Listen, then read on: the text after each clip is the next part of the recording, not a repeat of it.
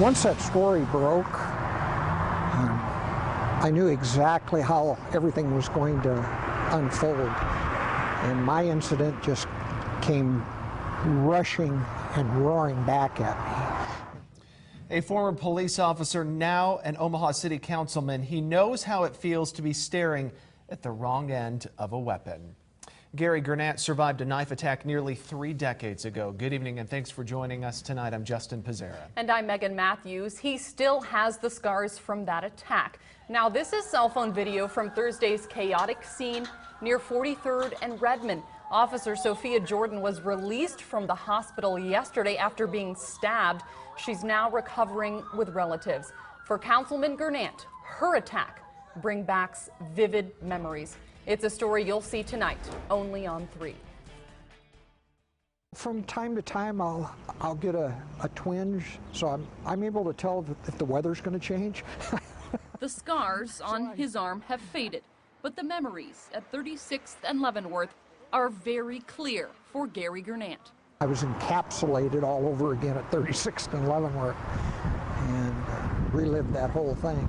He stands in the exact spot an armed robber stabbed him 27 years ago. Right in this area right here, yeah, and the fight was on. A bloody brawl in May of 1986. At the time, Gary, a plainclothes detective sergeant with OPD, heard an armed robbery call at a gas station at 38th and Leavenworth. Gary responded first.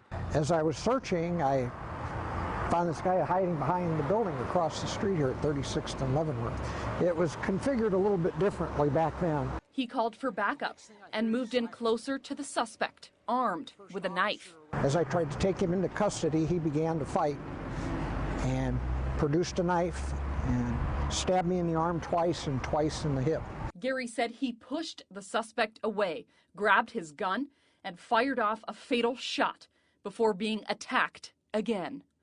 A fight that lasted minutes, he says, felt like an eternity. I had a plan, and so did the bad guy. And sometimes those clash. The same emotions, Gary says, Officer Sophia Jordan probably felt too. I know exactly what this officer has gone through and what she is about to go through. Stabbed at a gas station in the fight for her life, just like Gary. Officer Jordan's accused attacker, Gary Jackson, faces several charges, including attempted murder. A judge set his bond at $500,000.